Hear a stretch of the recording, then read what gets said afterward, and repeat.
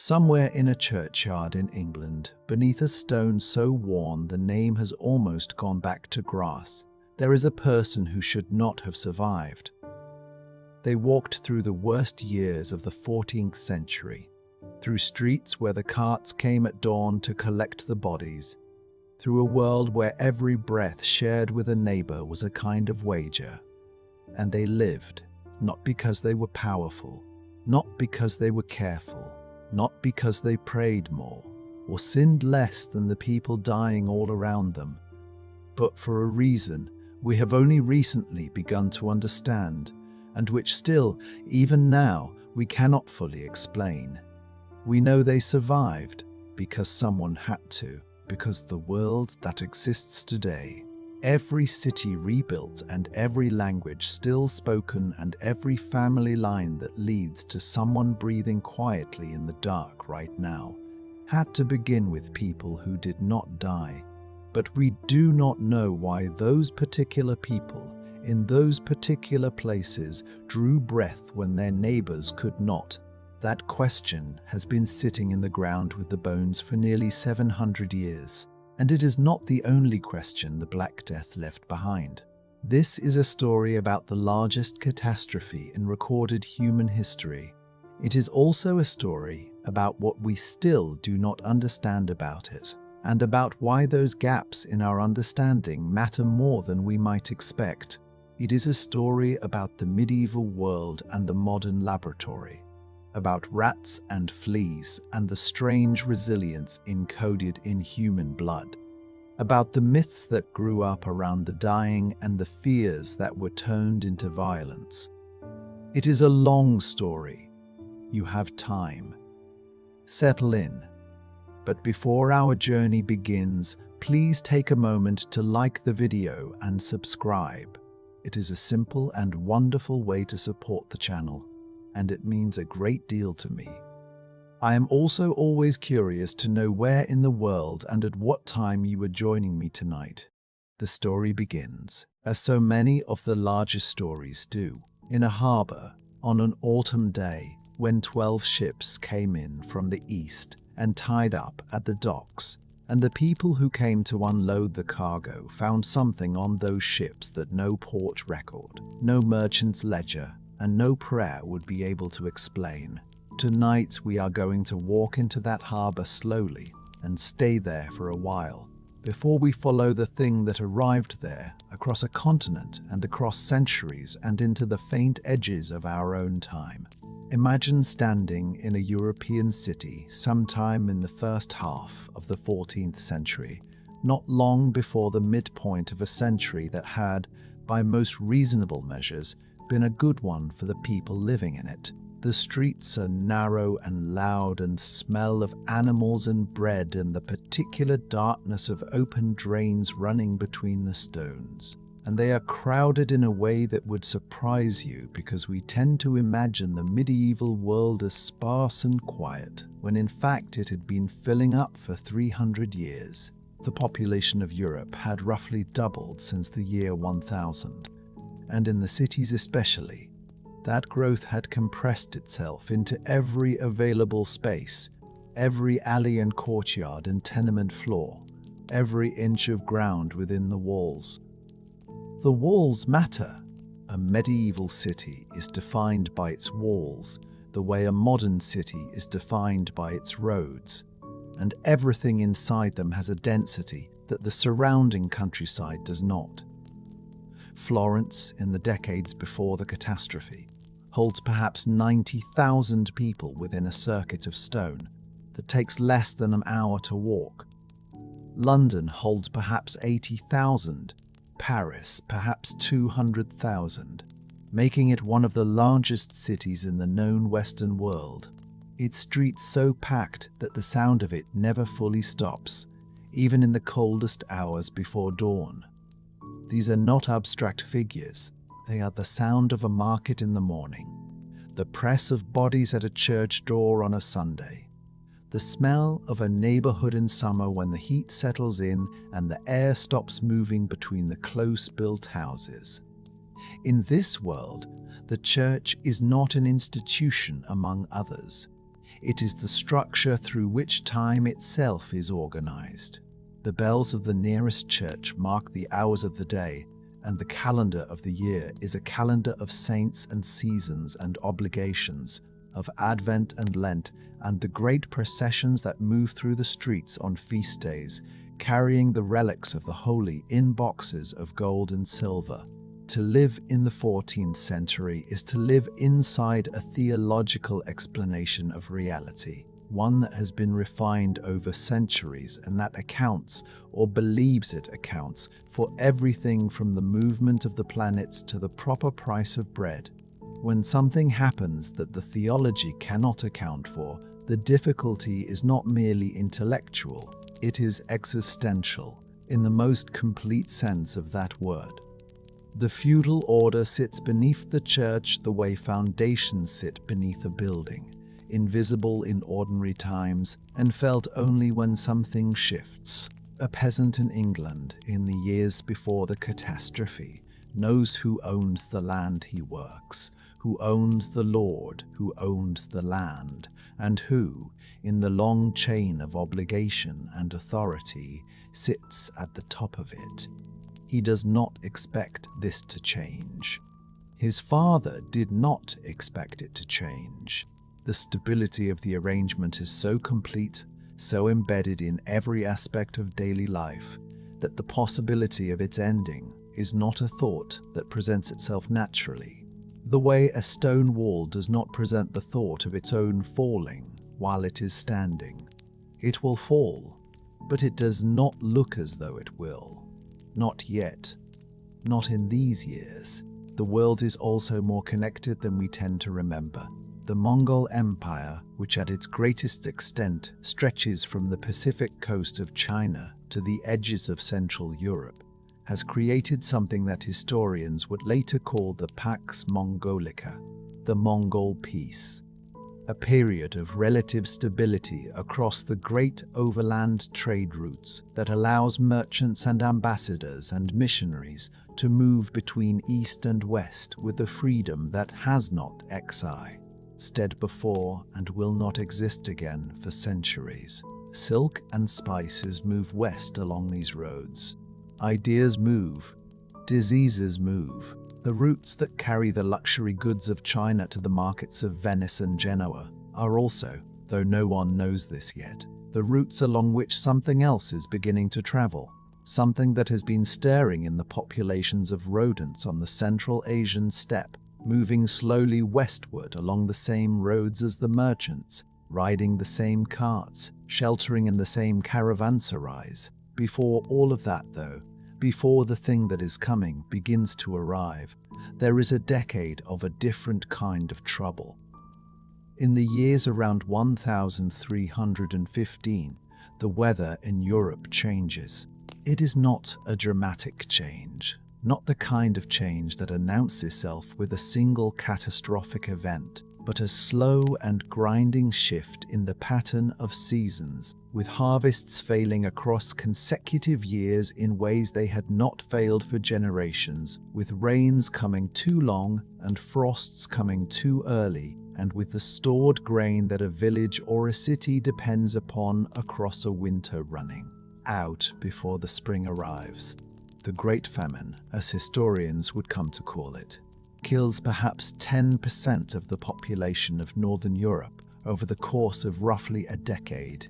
It leaves the survivors thinner, more vulnerable to illness, less resilient in the way that bodies become less resilient when they have been asking more than they had to give for too long. When the catastrophe finally arrives, it will arrive into a population that is already in many places running on diminished reserves. Into this world, in a harbour city on the eastern coast of Sicily, there is a man we might call the harbour official of Messina, though we do not know his name, and the records that survive from those weeks in October of 1347 do not give us his face or his household or the sound of his voice. What they give us is the situation he found himself in, and from that situation we can make a reasonable guess of the man. He is someone who knows ships, who knows the rhythms of a working harbour, who understands what a vessel looks and sounds and smells like after a long voyage from the eastern Mediterranean, and who would therefore notice on the morning in question that the 12 Genoese trading ships tied up at the docks are not behaving the way ships behave after a long voyage. They are too quiet. Nobody has come ashore. The figures visible on the decks are not moving with the purposeful energy of sailors who have arrived somewhere after weeks at sea.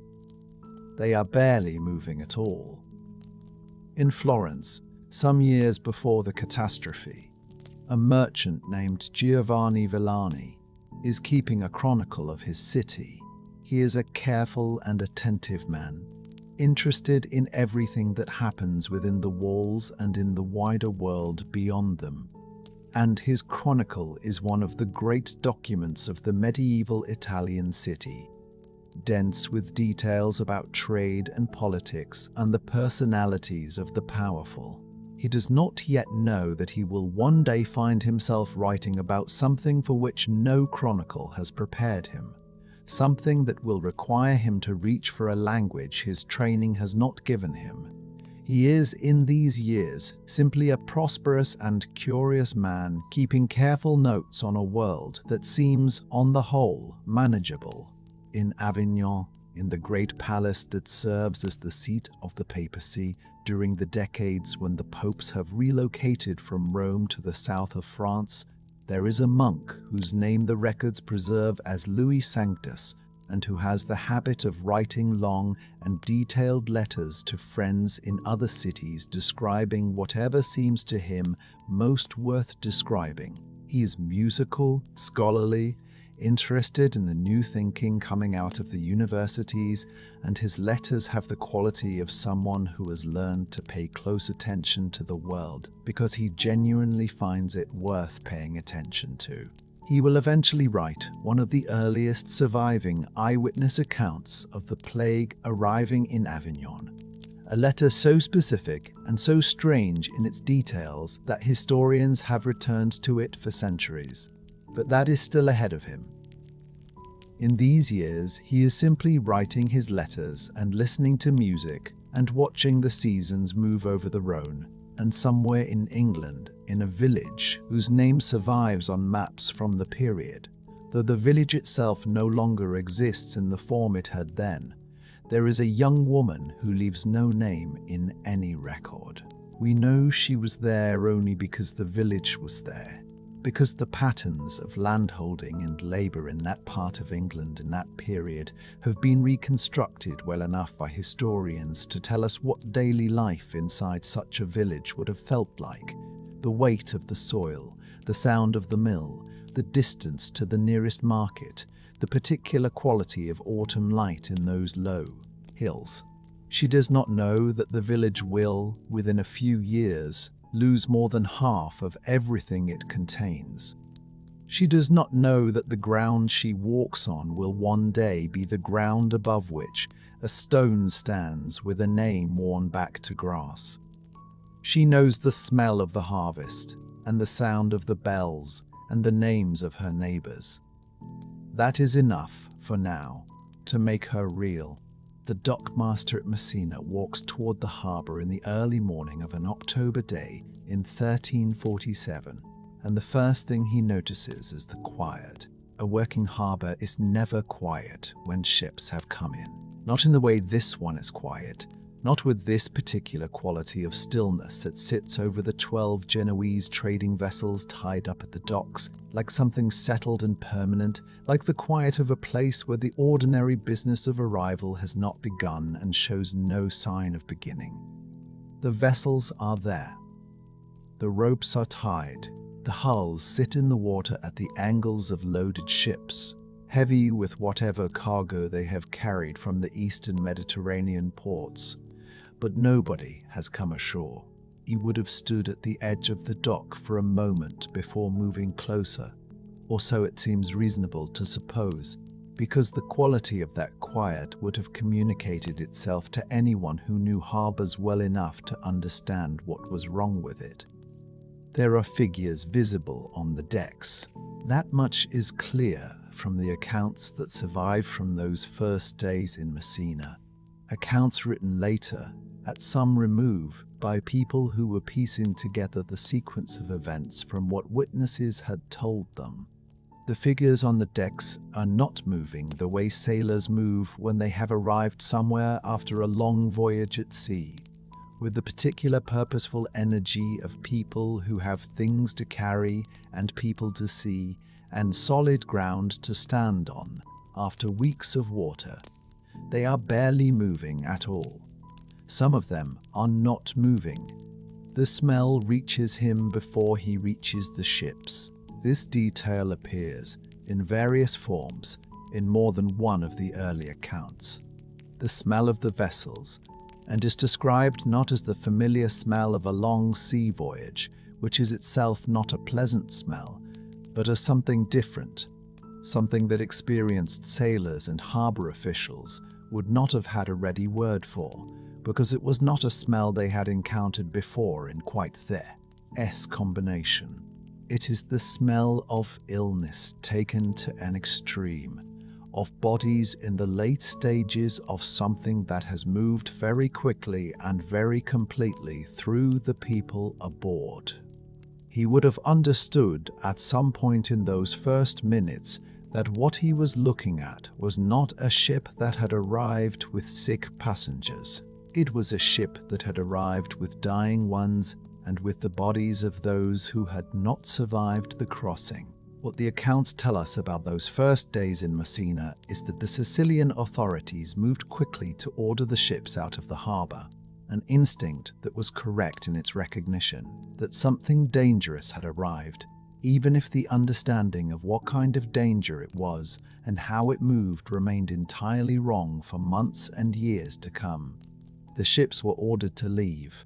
Some of them did leave, or tried to, carrying whatever was aboard them to other ports along the Sicilian and Italian coastlines. The logic of containment, which would not be formalized into actual quarantine practice for several more decades, was already present in that decision to send the ships away. But the decision came too late, because the thing that had come in on those ships had already, in the hours or days of their sitting at the docks, begun its movement into the city. There is something worth pausing with here, in the space between the ships arriving and the city beginning to understand what has arrived with them. In the gap between those two moments, in the hours when the dockmaster was making his report and the officials were debating what to do, and the first sick people were already moving through the streets of Messina toward homes and markets and churches, the largest catastrophe in European history was beginning, and nobody knew it. The world was still, in those hours, the world it had always been. The disease that had come in on those ships was, as far as the people of Messina were concerned, something entirely new, something that had no name in any language they spoke and no precedent in anything their physicians or their clergy had been trained to handle. The symptoms that the early accounts describe are recorded with a kind of desperate specificity, the way people record things they do not understand, reaching for every detail because they do not yet know which details matter.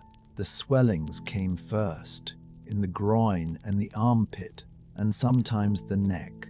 Hard swellings the size of an egg or an apple that appeared within days of the first fever, and that oozed and wept and blackened as they grew. The fever itself was burning and rapid. There was bleeding under the skin, which gave the body a darkened, bruised appearance that the later popular name for the disease would eventually reference. And there was, in the mnemonic form, a coughing of blood, a filling of the lungs from within, a drowning that happened in air. People died within days of the first symptoms appearing, sometimes within 2 days, sometimes within hours of the swellings becoming visible. The speed of it was one of the things that the early accounts returned to most often, because it was the speed that most violated the expectations that medieval people had formed about illness and death. which were expectations built from experience of diseases that moved more slowly and gave more time for the rituals of preparation that mattered so much in the world, where dying well was a serious and carefully considered undertaking. A man could be working in his shop in the morning and dead before the following dawn. A woman could put her children to bed in the evening and be unable to rise from her own bed by the next morning. The disease did not give the time that dying was supposed to require.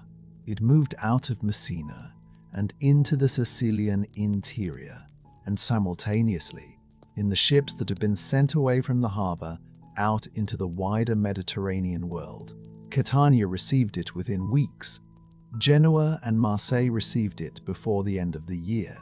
Venice received it in January of 1348. From Venice and Genoa, the routes inland were already well established, because these were the greatest trading cities of the western Mediterranean world, and the roads and rivers leading from them into the heart of the continent were among the busiest and most developed in Europe.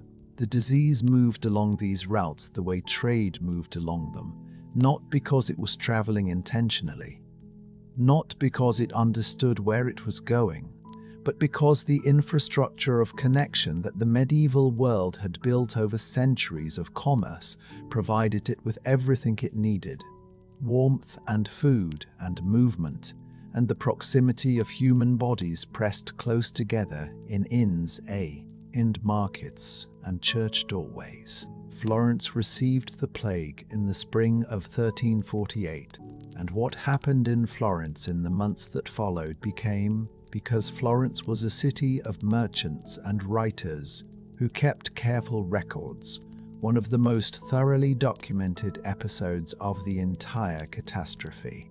Giovanni Boccaccio, who survived those months in the city and wrote about them in the introduction to the Decameron, describes streets in which the ordinary codes of social life had collapsed entirely, in which the sick were avoided by the healthy with a thoroughness that extended to parents and children, to husbands and wives, to the kind of basic human proximity that had always, in every preview, crisis, been the thing that people held on to. The sick were left alone. The dying were left alone. The bodies were collected by people who had been paid to do a job that nobody else would do, and the records that survive from the city's administrative apparatus in those months show the numbers rising and rising in the columns where deaths were recorded, the numbers becoming too large for the columns to hold. The physicians were not idle. It would be wrong to suggest that the medical profession of the 14th century simply collapsed in the face of what was happening, because many physicians remained in the cities and continued to treat patients and continued to write down their observations and their theories, and some of them died doing so. But the treatments they had available and the theories that underpinned those treatments were built on a framework of understanding that was not adequate to what they were seeing. The dominant medical theory of the period held that illness arose from imbalances in the four bodily humors, and that these imbalances could be corrected through bleeding and purging and the application of various substances to the body. None of this had any effect on the plague. The physicians knew it had no effect. The more honest among them said so in writing, which required a kind of intellectual courage in a period when the admission that medicine could not help was also, in some sense, an admission that the entire framework of understanding was wrong. The Church faced an equivalent crisis. If disease was God's punishment for sin, as the theological consensus broadly maintained, then the correct response to an epidemic of this scale was prayer and penitence, a turning of the collective will toward contrition and amendment. Masses were said, processions were organized, relics were brought out and carried through the streets of afflicted cities. The confessors who heard the last confessions of the dying were themselves dying before the confessions of the following day could be heard. and the church was faced with the practical problem of running out of priests faster than it could replace them, in a period when the administration of last rites was not merely a comfort, but a theological necessity, a sacrament without which the soul faced consequences the church had spent centuries describing in detail. The Pope issued a ruling allowing the dying to confess to any available person, even a layperson, even a woman, if no priest could be found. It was a significant concession, and it was a measure of how serious things had become. By the time anyone in Sicily had found the words for what they were seeing, the thing they were trying to describe had already moved inland, and the words they eventually found, Black Death, were never quite adequate to the reality they were meant to name. The ships at Messina are behind us now, their terrible cargo already dispersed into the warm October air and the narrow streets of the port, and the roads leading north and west toward everything the medieval world held most dear. We are standing at the edge of a larger darkness, one that will take 5 years to cross a continent, and 400 years to finally, inexplicably, recede. Let us move into it slowly, and try to see it as the people living inside it saw it, without the comfort of knowing when it would end. Giovanni Villani, the Florentine chronicler who had spent decades recording the life of his city with such careful attention, sat down in the spring of 1348 to record the day's dead, and found that the page was not large enough. He had recorded deaths before, individual deaths, notable deaths, the deaths of merchants and officials, and the occasional great man whose passing reshaped the political landscape of the city in ways worth documenting. He had recorded the deaths of years of famine and the deaths of small outbreaks of fever that came and went in the way that such outbreaks had always come and gone. But what he was trying to record now was different in kind, not just in scale, and the difference in kind kept pressing up against the limits of the form he had always used: the chronicle entry, the daily note, the name and the date, and the brief statement of fact. The numbers he was writing down did not behave like numbers he had written before. They did not plateau.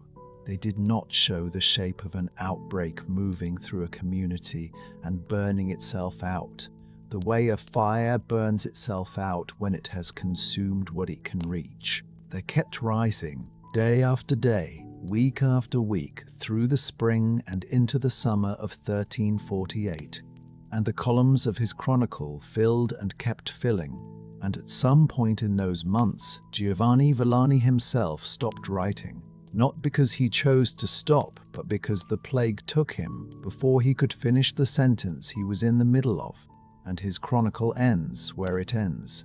Midtho, Keach in the summer of 1348, with the dying still ongoing and the numbers still rising, and the city of Florence still trying to find a way to bury its dead faster than they were accumulating.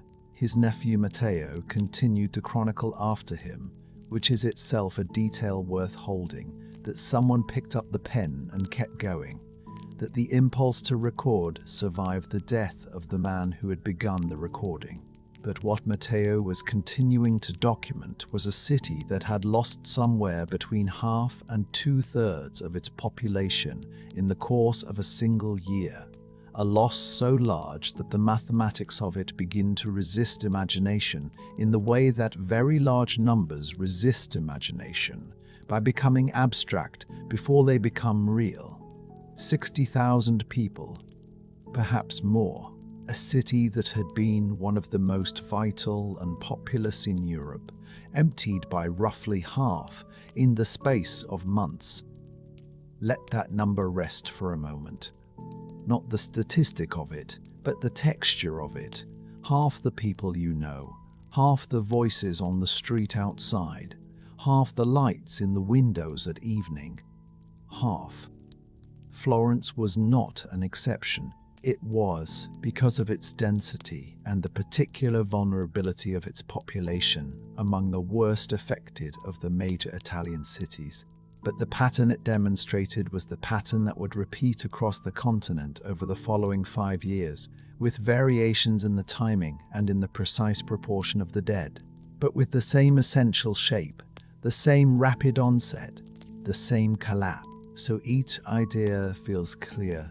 It's a desperate improvisation in the face of something for which no previous experience had prepared anyone. Venice lost perhaps 60% of its population. Hamburg lost perhaps 60%.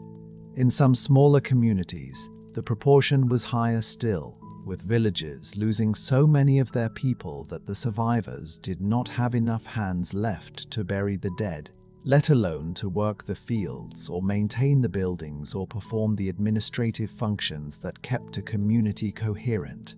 The speed of the spread was made possible by the same networks of trade and movement that had made the medieval world more connected than any previous era of European history. A merchant traveling from Venice to Paris in the spring of 1348 was moving along roads that passed through dozens of towns and villages and stopping places, sleeping in inns, eating in common rooms, conducting business in markets, and at every one of those points of contact, the possibilities for transmission multiplied. The disease could travel faster than news of it, and often did. A town might receive its first sick traveler before it had heard any reliable account of what was happening in the cities to the south and east, so that when the symptoms appeared in the first local cases, there was no framework of warning within which to interpret them, no instruction from any authority about what to do or where to stay. In England, the plague arrived in the summer of 1348. Coming in through the southern ports, Weymouth and Bristol, among the first, and moving northward through the autumn and winter of that year with a thoroughness that astonished the people who were watching it arrive and trying to prepare for it based on what they had heard. The accounts from England have a particular quality of disbelief running through them, a sense that what is being described is so far outside the range of anything previously experienced that the writers keep reaching for comparisons and finding none adequate. One chronicler writes that the living were not sufficient to bury the dead. Another writes that whole villages were left without a single inhabitant.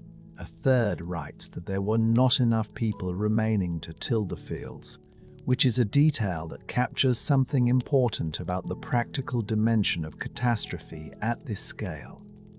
That it is not just the grief and the terror, but the simple and immediate problem of who is going to do the work that keeps everyone alive. London, in the winter and spring of 1348 and 1349, was a city trying to improvise its way through an emergency for which no city in European history had been required to develop a protocol. The ordinary procedures for burial, the parish churchyards, the individual graves, the particular rituals of the Catholic funeral rite, became impossible to maintain within weeks of the plague's arrival because the churchyards filled faster than new ground could be consecrated, and the priests who performed the rituals were dying alongside their parishioners. The Bishop of London opened new burial grounds outside the city walls, large fields consecrated for the purpose of receiving bodies in numbers that no individual churchyard could absorb.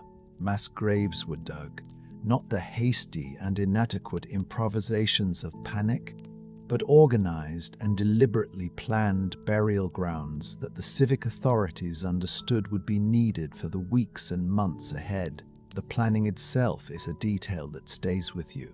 The recognition that this was not going to be over quickly, that the scale of what was coming was large enough that it needed to be planned for. In Avignon, where the Pope and the Papal Court had established themselves, and where the monk Louis Sanctus was writing his letters, the situation was in some ways more extreme than in other cities because of the particular density of the population in the immediate vicinity of the Papal Court and the constant movement of visitors, petitioners, and officials through the city. The Pope, Clement VI consulted his physicians, and his physicians advised him that the best protection against the plague was fire, specifically that he should sit between two large fires burning continuously, which would purify the air around him. This he did, retreating to his private chambers with fires burning on either side of him through the worst of the outbreak in Avignon, and he survived, which his contemporaries interpreted as evidence that the treatment had worked, and which posterity has interpreted rather differently, understanding that the heat from the fires would have driven away the fleas that carried the bacterium, and that his isolation from the crowds of the city did the rest.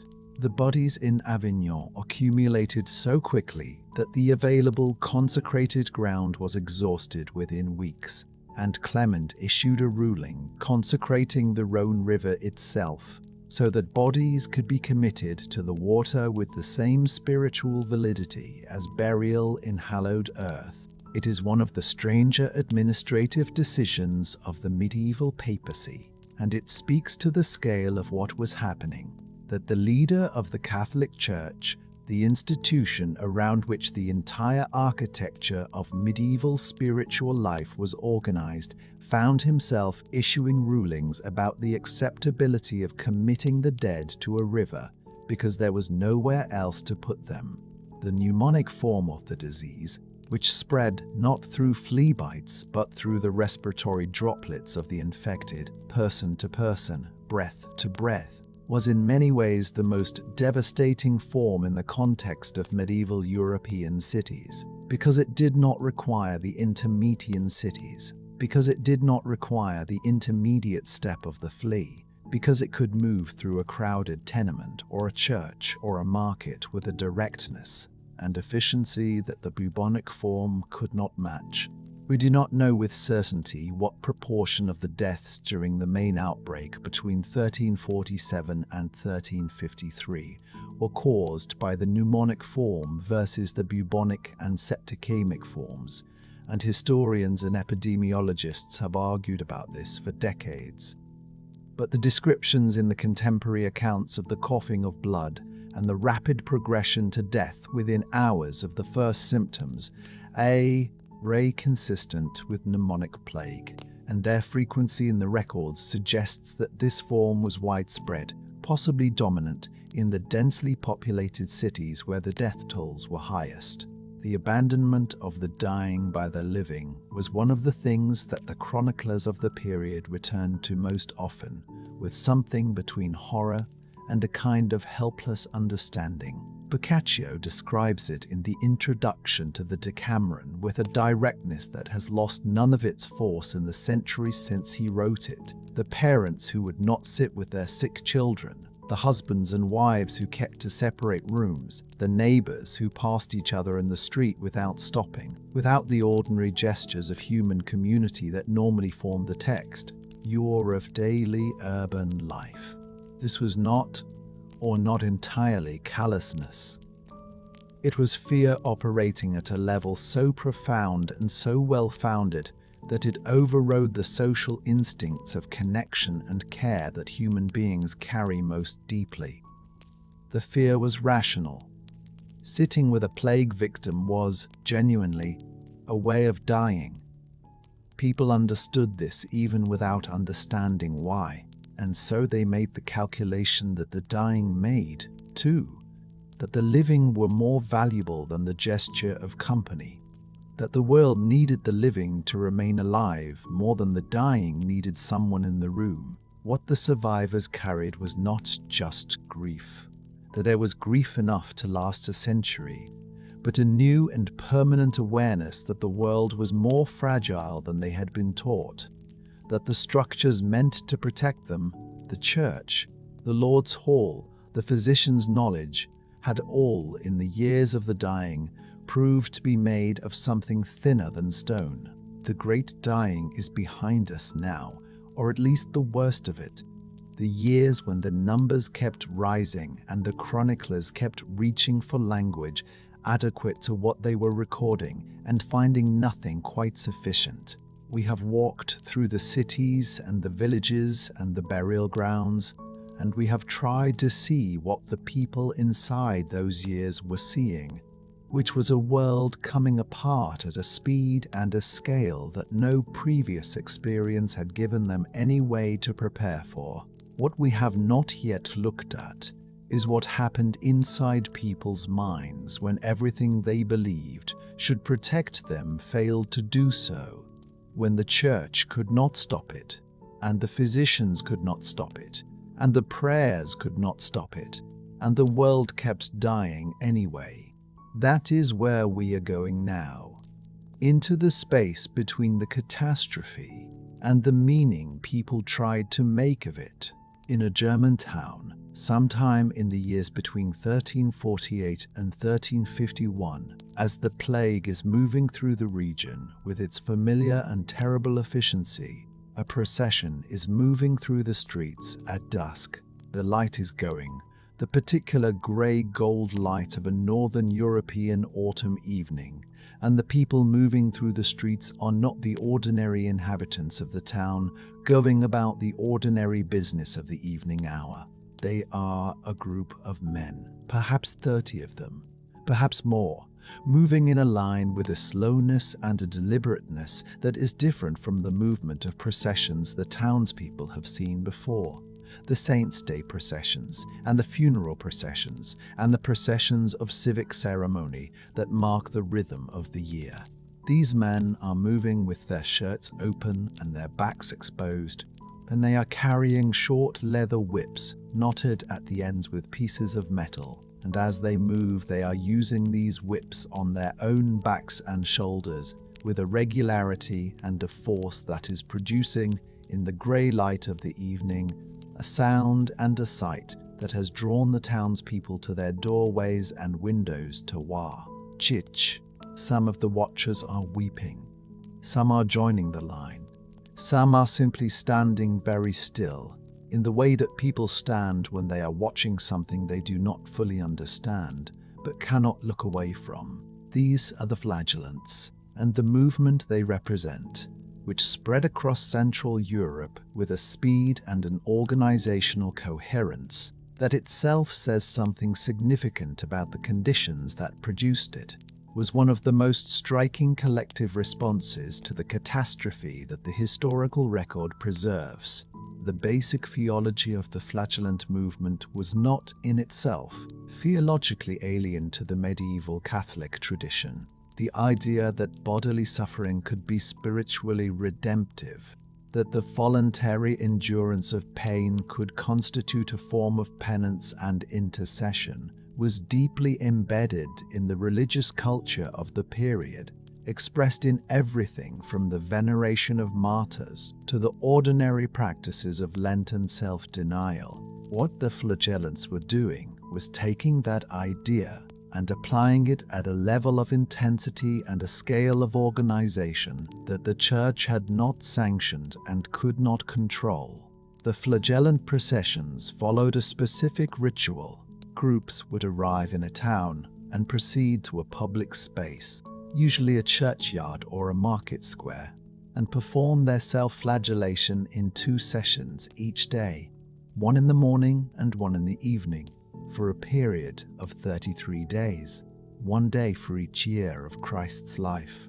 The performance was public and was intended to be witnessed because the witness was part of the function, the demonstration to God and to the community that humanity was willing to suffer in acknowledgement of its sin, that the catastrophe had been heard and understood as a communication from the divine, and was being responded to with the seriousness it deserved.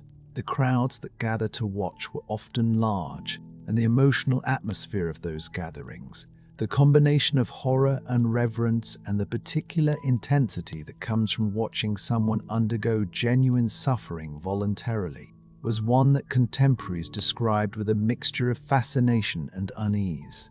The Church's response to the flagellant movement was initially uncertain, and then, as the movement grew and began to develop aspects that the institutional Church found theologically and practically threatening, increasingly hostile.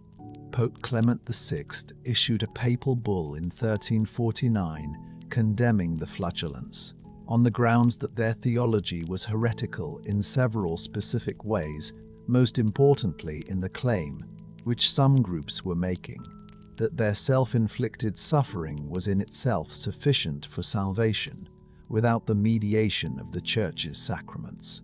This was not a claim the institutional Church was willing to accept, for reasons that were simultaneously theological and practical, and the condemnation was issued with real force. But the condemnation, like so many institutional responses to the emotional needs created by the catastrophe, arrived into a situation that was not primarily driven by the kind of careful theological reasoning that a papal bull was designed to address. People were dying. The Church's own practices had failed to stop it.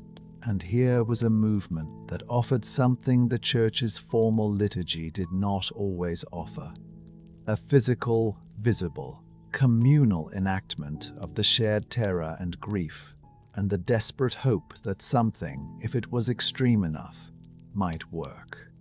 Pause here and hold the image of that evening procession for a moment longer. 30 men moving through a grey autumn town, their backs open to a cold evening, the sound of the leather on skin, the watchers in the doorways. Whatever you think of the theology, whatever the distance of 7 centuries makes it possible or impossible to feel about the practice, the thing those men were doing was a response to something real. The dying was real. The helplessness was real. And the human need to do something, to respond to catastrophe with the body when the mind has run out of explanations, is also real. The dancing manias that appeared in some parts of Europe during the plague years are, if anything, even harder to explain than the flagellant movement, because the flagellant movement at least had a theological logic and an organizational structure, even if its critics found both deficient. The dancing that broke out in certain communities, mostly in the Rhineland and the Low Countries, was different in kind. Groups of people, sometimes hundreds of them, would begin dancing in public spaces and continue dancing without stopping, or without being able to stop, for hours and days, ignoring exhaustion and pain in the pleas of bystanders, dancing until some of them collapsed or died, and others were simply unable to continue and fell where they were standing. The accounts describe the dancers as being in a state that was neither quite consciousness nor quite unconsciousness, neither in the world nor fully outside it. Their eyes sometimes rolled back, their mouths sometimes moving in what sounded like prayer or cursing or neither. The explanations that have been offered for the dancing manias across the centuries since they were recorded are multiple and mutually incompatible, and none of them is entirely satisfying. The theory of ergot poisoning, which holds that the dancers had consumed grain contaminated with a fungus that produces compounds related to lysergic acid, is attractive in its tidiness and its mechanism, but difficult to reconcile with the specificity of the outbreaks, which were not random, but seemed to cluster around particular social and psychological conditions of extreme stress. The theory of mass hysteria, or what more careful modern scholarship would call mass psychogenic illness, is better supported by the evidence and by what we understand about how psychological distress can produce physical symptoms in groups of people sharing an intense collective experience. But the phrase mass hysteria has a dismissive quality that does not honor the reality of the suffering it describes. People were genuinely unable to stop. Whatever was happening in their bodies and minds, it was not voluntary. What both the flagellant movement and the dancing manias share, beneath their obvious differences, is the dimension of the body. When the plague arrived, it arrived in the body first, in the swellings and the fever and the blackening skin, and the responses that proved most compelling to the people living through it were also bodily, also physical, also enacted in and through the flesh, rather than merely contemplated in the mind. The physicians of the period understood illness as something the body experienced, and their treatments, however ineffective, were directed at the body. The Church understood salvation as something that could be mediated through bodily acts, through the sacraments, through the physical gestures of prayer and penance, and the flagellants and the dancers were, each in their way, using the body as the instrument of response, because the body was where the crisis was, because the flesh was what was dying, and the flesh was therefore what had to answer. The astrologers and the university physicians, who were asked by civic authorities to explain what had happened and why, offered accounts that were, by the standards of their own intellectual tradition, sophisticated and coherent. A conjunction of Saturn, Jupiter, and Mars in the sign of Aquarius in 1345 had, according to the astrological analysis commissioned by the medical faculty at the University of Paris, corrupted the air in the regions below it, producing the miasma from which the plague arose.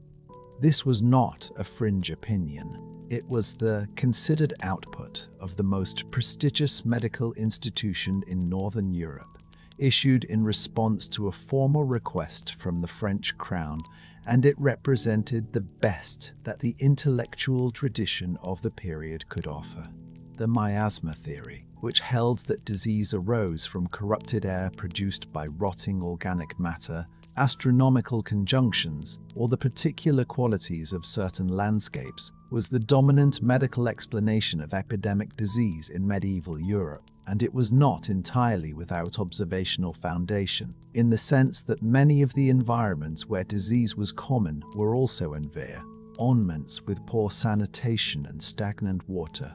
The practical consequences of the miasma theory, where they were implemented, were a mixed bag. If bad air caused disease, then the logical response was to improve the air by burning aromatic substances, by avoiding low-lying areas near stagnant water, by keeping windows open to encourage air movement, and by staying away from crowds where the air was most likely to be corrupted by the exhalations of the sick. Some of these measures were useless. Some of them were accidentally helpful. The recommendation to avoid crowds, if followed, would genuinely have reduced transmission, though not for the reasons the physicians believed, and the general instinct toward cleanliness and fresh air, even when it was founded on an entirely wrong understanding of why cleanliness and fresh air mattered, sometimes produced outcomes that the correct understanding would also have produced. The flagellants and the physicians and the astrologers were all, in their different ways, doing the same thing, reaching for a language adequate to an experience that exceeded the languages available to them, and finding, as people always find in those moments, that the reaching matters even when the language falls short. The search for meaning is behind us now. The flagellants and the dancers and the physicians, with their theories of corrupted air, all of them reaching in their different directions for something that would make the catastrophe legible, that would give it a cause, and therefore implicitly a remedy. We have seen how the mind responds when the world exceeds its available explanations, and we have tried to hold those responses with the seriousness they deserve, as the genuine and sometimes desperate efforts of people trying to live inside something they could not understand. What we have not yet looked at is what happens when the search for meaning turns outward, when the need for an explanation becomes the need for someone to blame, when the question of why this is happening sharpens into the question of who is making it happen. That is where we are going now, and it is a darker place than the ones we have been in. In the city of Strasbourg, in February of 1349, there is a square where a wooden structure has been assembled. The construction is not elaborate, not the kind of structure that requires skilled craftsmen or significant materials, but it is large enough for its purpose, and its purpose is visible to anyone who looks at it, because everyone in the city knows what this kind of construction means and what it is for. The people being brought to the square on this February morning are not sick. They have not been accused of any of the crimes that the ordinary courts of the city would recognize as crimes. They are being brought here because the city has decided that they are responsible for the plague, that they have caused the dying through a deliberate act of contamination, and that the appropriate response to this is to kill them. There are perhaps 2,000 of them. They are the Jewish community of Strasbourg. The accusation that had led to this moment, the claim that Jewish people had deliberately poisoned the wells of Christian cities in order to cause the plague, had been circulating across Europe for months before the events in Strasbourg, spreading along the same routes of trade and communication that the plague itself was traveling, moving from city to city and arriving in many places before Theta plagued it. The accusation was not new in its basic structure.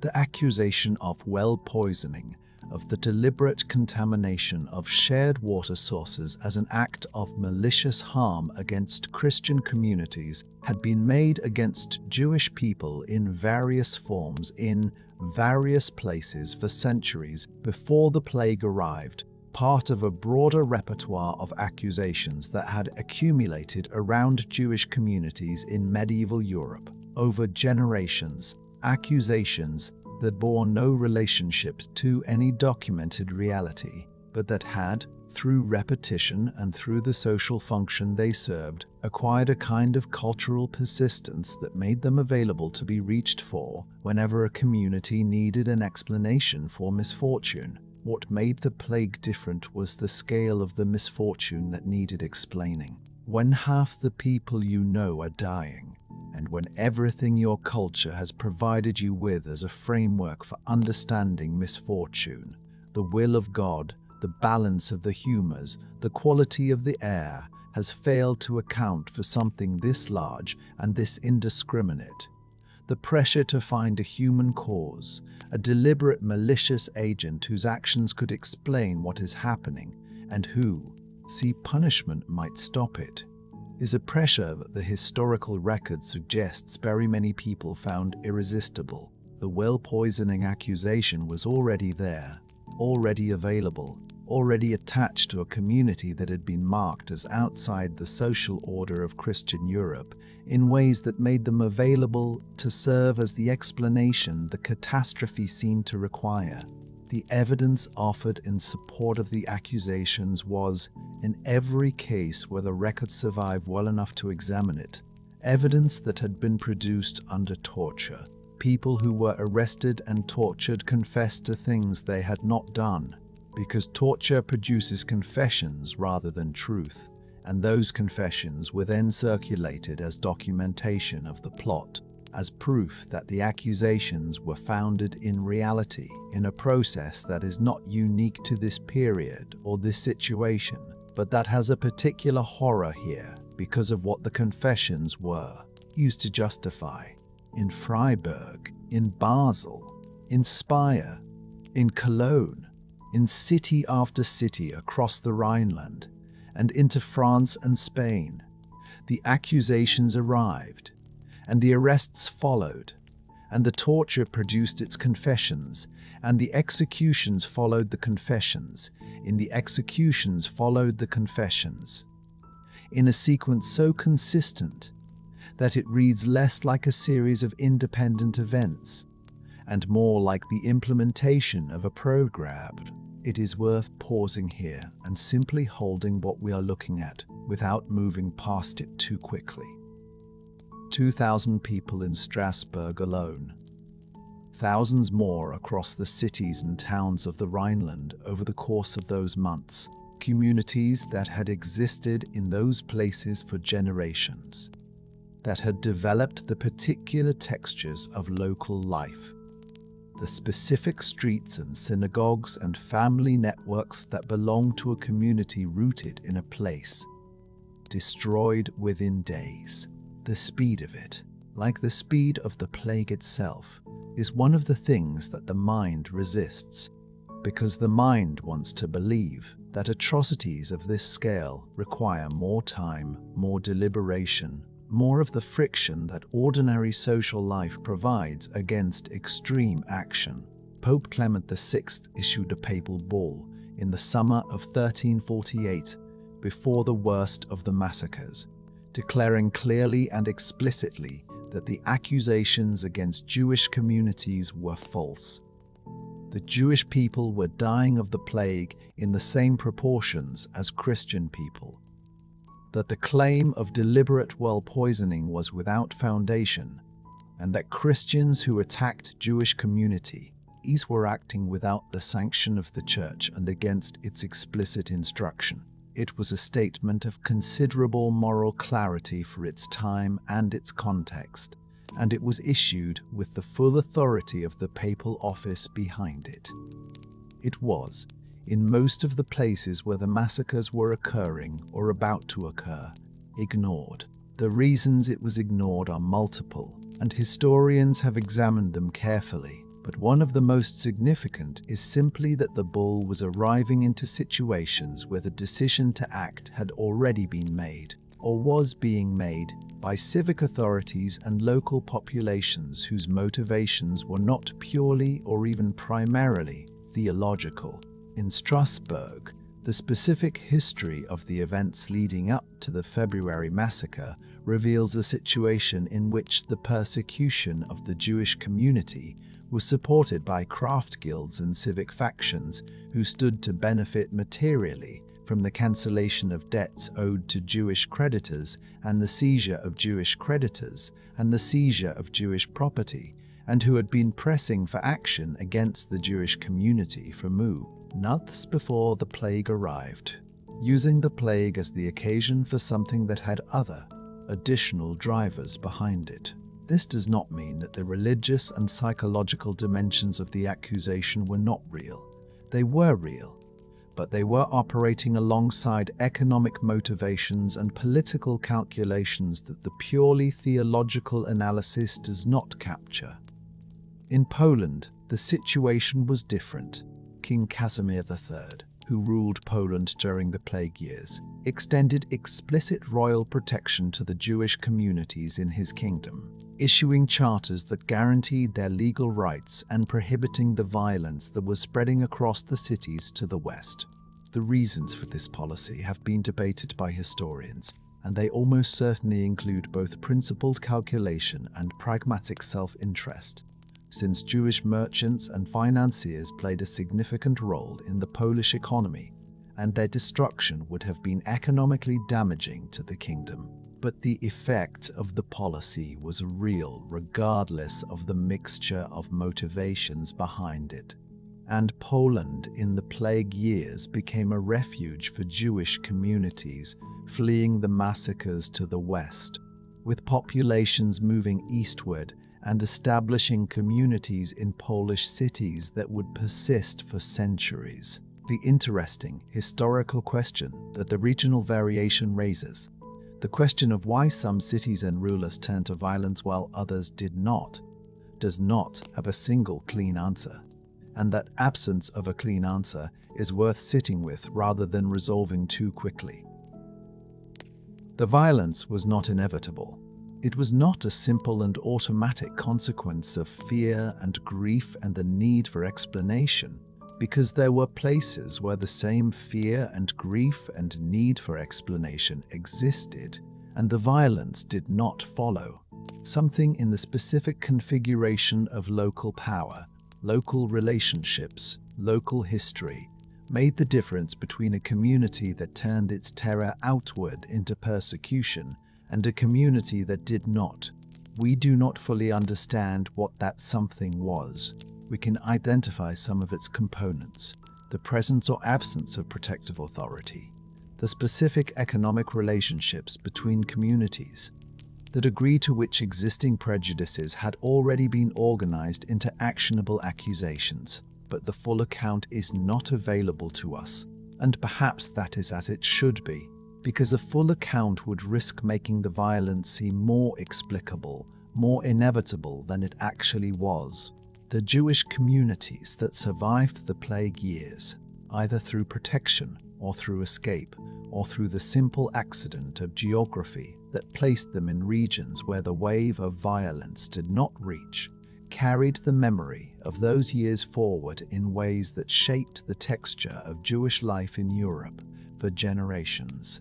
The massacres of 1348 and 1349 were not unprecedented in the history of Jewish persecution in medieval Europe, but they were among the largest and most systematic, and they accomplished, in the regions where they occurred, the effective destruction of communities that had been part of the urban landscape for centuries. When those communities were rebuilt, as many of them were, in the decades after the plague, they were rebuilt with the knowledge of what had happened embedded in them, with a particular understanding of how quickly the protections that seemed to exist could be removed, and how little the logic of the accusation needed to bear any relationship to reality in order to be acted upon. The question of whether Jewish communities had lower rates of plague mortality than their Christian neighbors, and if so, why, is a question that the historical record cannot settle cleanly, and which became, in the centuries after the plague, part of the ideological apparatus of the accusation itself, with the claim that lower mortality proved deliberate avoidance of the mechanism of transmission. Pract. The evidence for significantly lower Jewish mortality is actually not strong, and recent historical scholarship has been cautious about the claim, noting that the sources we have are not reliable enough to support confident conclusions about differential mortality rates across communities. What we do know is that Jewish people died of the plague in large numbers across Europe, and that the accusation of deliberate well poisoning was, in the most fundamental sense, disproved by that simple fact. You cannot poison a well you are drinking from. The question of whether differences in religious practice, specifically the requirements for ritual hand-washing and the dietary laws that govern food preparation, might have provided some degree of incidental protection, is a question that historians have considered, and the honest answer is that while some such practices might have reduced some forms of transmission in some circumstances, the evidence is not strong enough to support confident claims, and the differences, where they existed, were not sufficient to account for the scale of the mortality differential that the persecution narratives assumed. The persecution did not need accurate information to function. It needed a community already marked as outside the social order, an accusation already in circulation, a catastrophe large enough to make the need for explanation overwhelming, and the absence of authority willing and able to intervene effectively. In too many places in the winter and spring of 1349, all four of those conditions were present at once. The accusation that Jewish communities deliberately poisoned wells to cause the plague was a fabrication, rooted not in any evidence but in pre-existing prejudice, and used to justify violence against communities that were themselves dying of the same disease they were accused of deliberately spreading. The Pope, who said so clearly in 1348, was correct, and the fact that he was ignored is perhaps the most important single detail in the entire history of those months, because it tells us that the people carrying out the killings were not confused about whether what they were doing was sanctioned by their highest religious authority. They knew it was not. They did it anyway.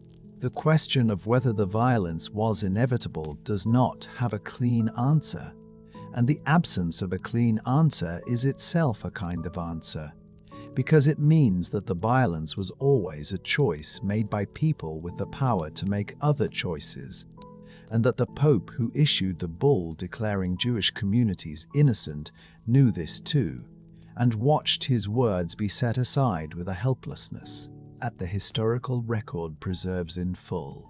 The violence is behind us now, or at least we are stepping back from the worst of it. From the squares and the fires and the choices that were made in city after city by people who knew they had other choices available and made these ones anyway. We have tried to look at that history without flinching and without the kind of false distance that turns atrocity into abstraction. And we carry it with us as we move forward into the years after the dying, into the world that the survivors were left to rebuild from what remained.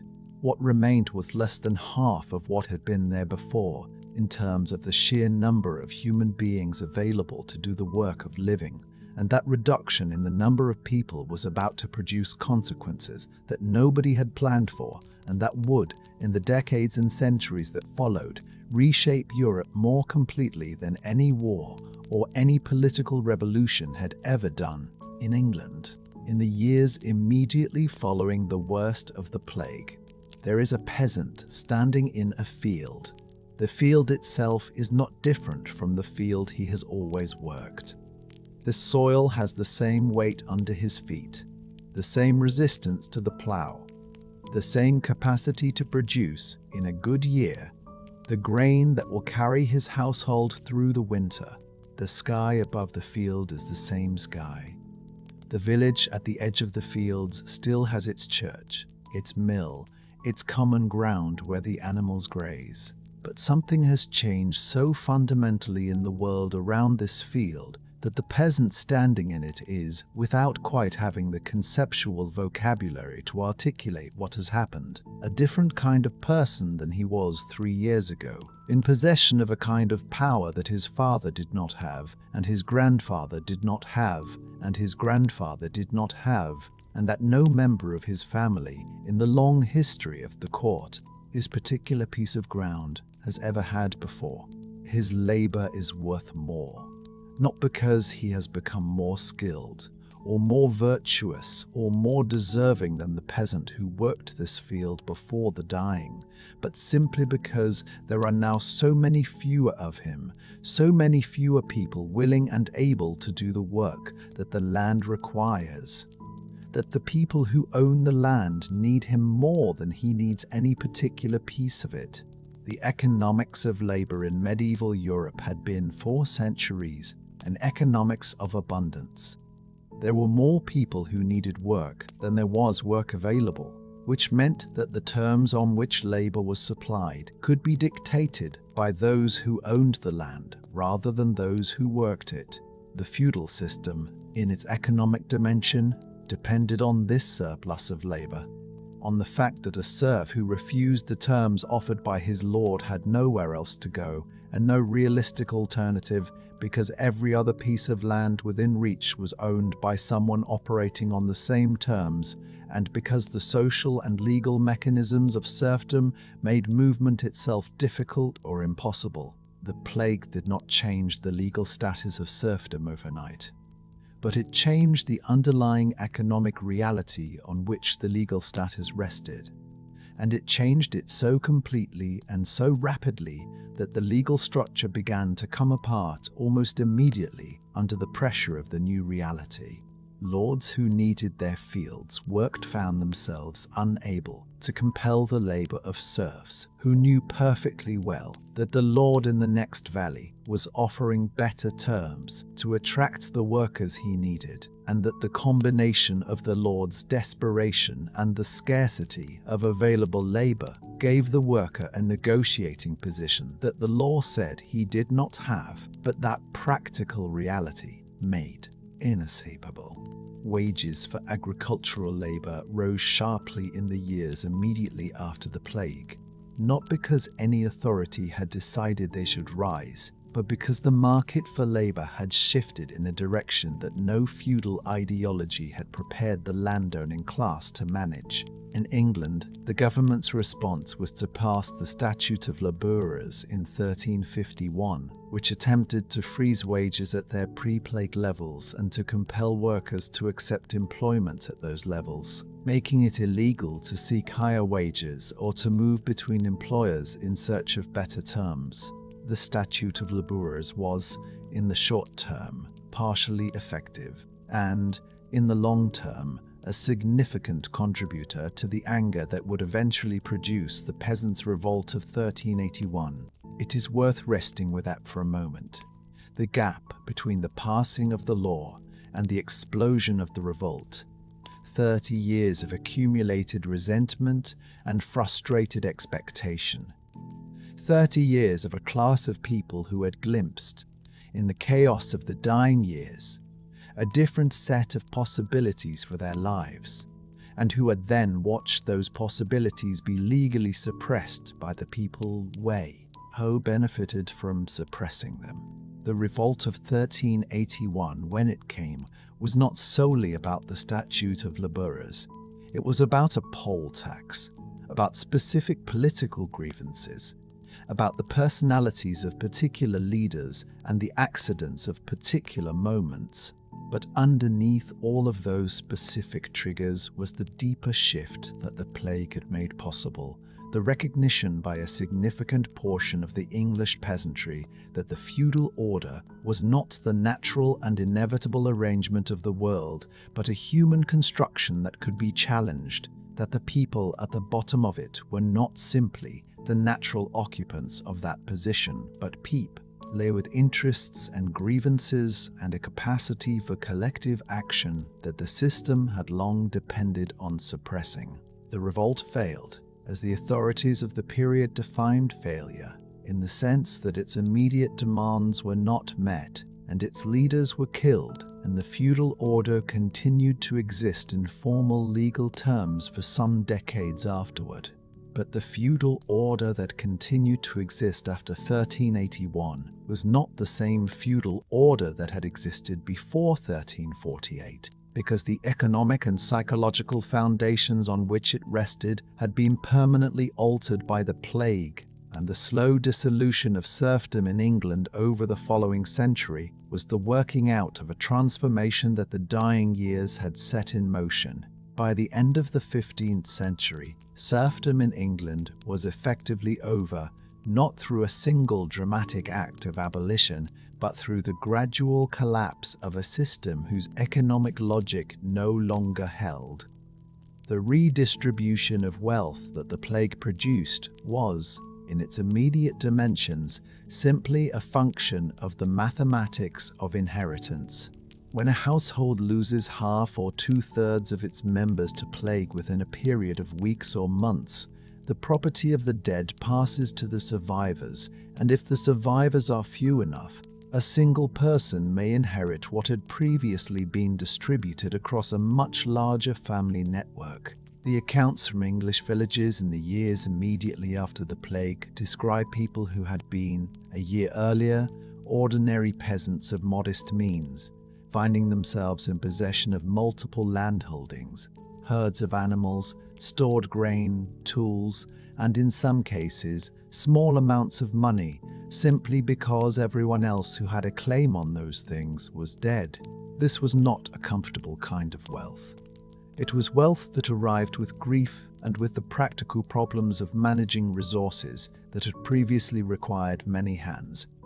But it was real wealth, and its sudden appearance in households that had never previously held it disrupted the social hierarchy of the village in ways that persisted long after the immediate crisis had passed.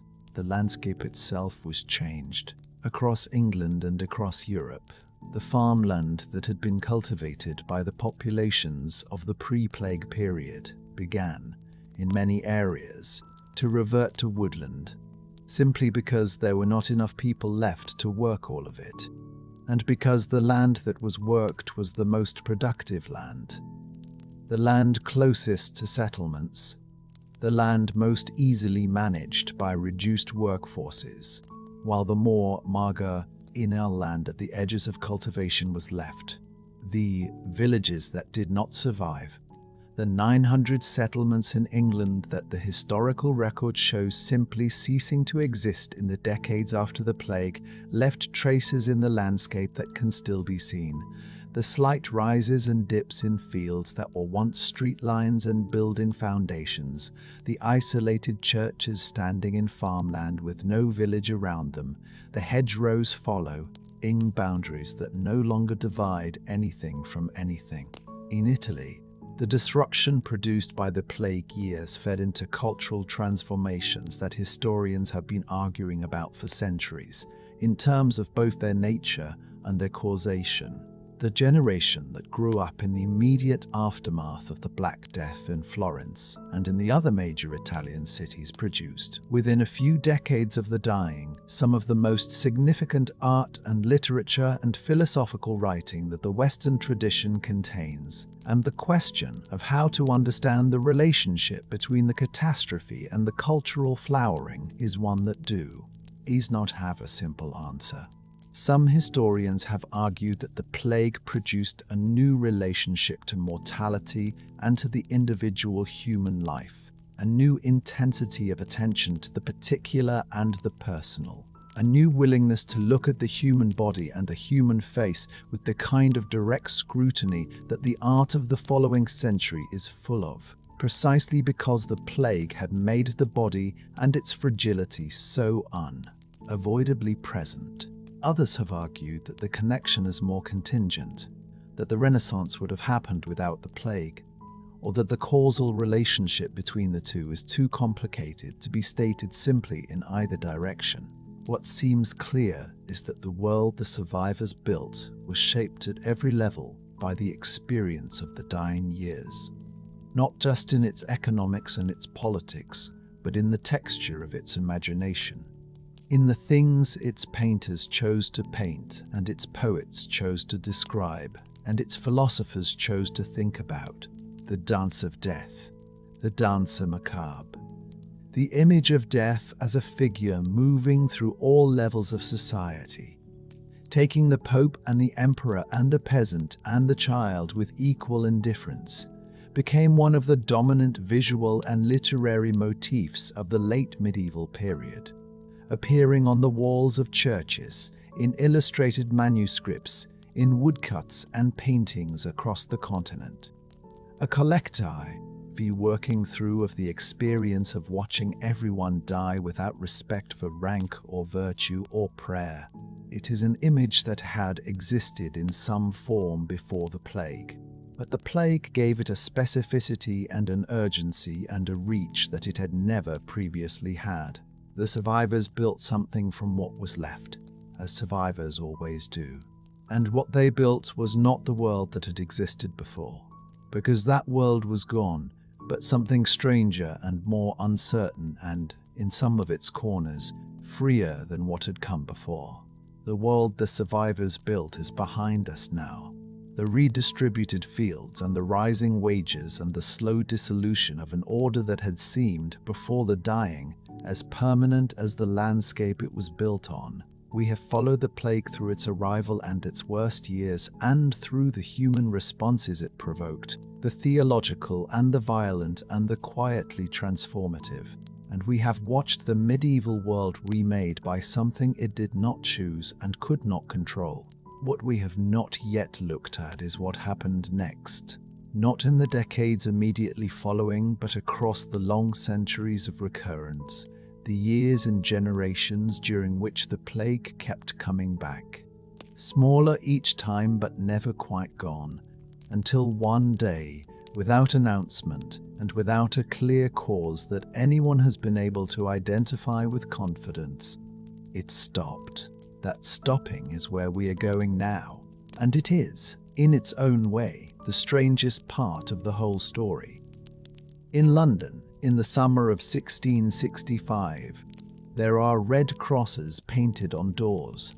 They appear in the early weeks of the outbreak, and then multiply across the city with a speed that reflects the speed of what is producing them, each cross marking a household where someone inside has been confirmed sick, each cross accompanied by the words, "Lord have mercy upon us," painted in the same red, and each cross meaning that the door beneath it is locked from the outside and will remain locked. The healthy members of the household confined inside with the sick ones for a period of 40 days from the last case, which is a policy that the civic authorities of London have implemented in the full understanding that it is condemning some of the healthy to death alongside the already sick, and that they are implementing it anyway because the alternative of allowing the inhabitants of infected houses to move freely through the city seems worse.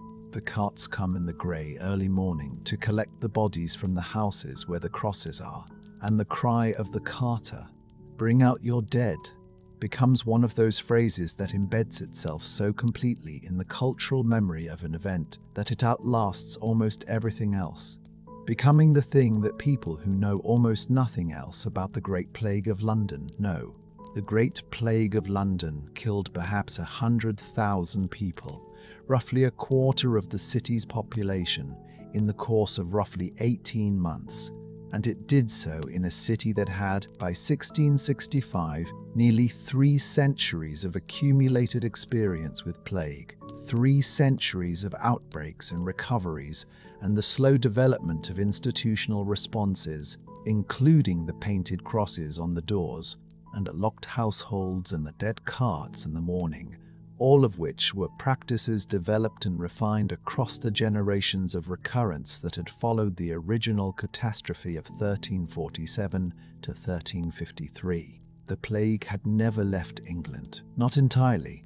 It had returned in 1361, killing perhaps a fifth of the population, and it had returned again in 1369, and in 1374, and in 1390, and in 1400, and in 1400, and in many subsequent years, the outbreaks varying in their severity and their geographic extent, but maintaining a persistent presence in the rhythms of English and European life that made plague a background condition of existence in a way that people who came later, after it had finally stopped, found difficult to fully imagine.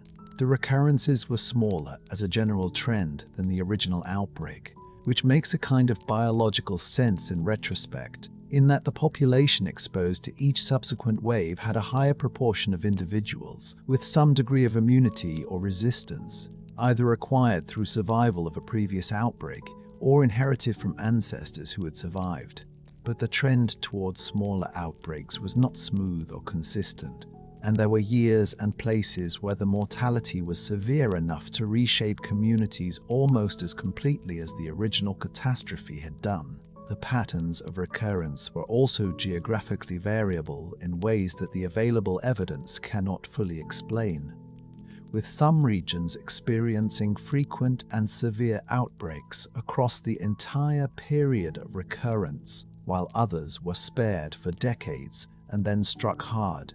And the reasons for these regional variations are among the questions that epidemiologists and historians have not been able to resolve cleanly.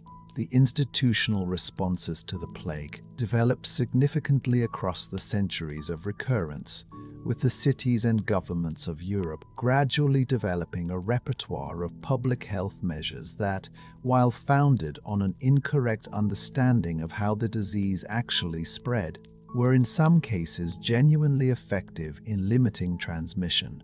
The quarantine system developed by Venice, which required ships arriving in the harbour to wait at anchor for a period, initially 30 days and then extended to 40, before their passengers and cargo were permitted to land, was one of the most significant of these developments, and the word quarantine itself derives from the Italian for 40, quarantina, the period of isolation that Venice institutionalized in the early 15th century, and that other ports across the Mediterranean gradually adopted. The system was not perfect, and it was frequently circumvented by merchants who found the economic costs of delay intolerable, but it represented a genuine attempt to slow the introduction of new disease into the city through the most obvious route of entry, and it established a model of border-based disease control that would persist in various forms for centuries. Let the image of those 40 days at anchor sit quietly for a moment. The ships riding in the Venetian lagoon, visible from the city but not permitted to enter it, their passengers healthy or sick or somewhere between the two, waiting out a period determined by the city's best guess about how long a disease needed to show itself. The institution of waiting, formalized into law, turned into the infrastructure of survival.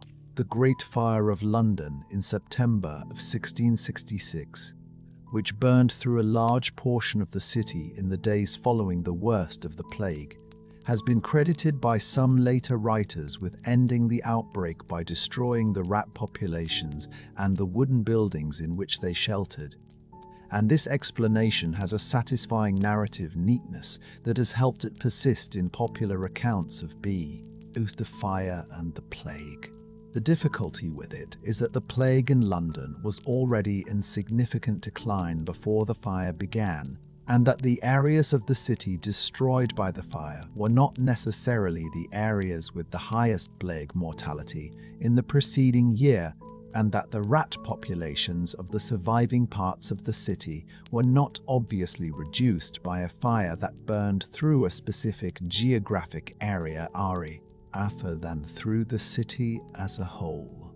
The Great Fire probably did not end the London plague, but it arrived at a moment when the plague was already ending, and the coincidence was enough to produce a causal story that felt satisfying and has proven difficult to dislodge. The last major outbreak of plague in Western Europe occurred in Marseille in 1720 and killed perhaps half the population of the city and perhaps 50,000 people in the surrounding region of Provence, in an outbreak that was severe enough and recent enough to provoke a serious response from the French authorities, including the construction of a wall across Provence to prevent the spread of the disease northward, a wall that was manned by soldiers with orders to shoot anyone attempting to cross it from the south.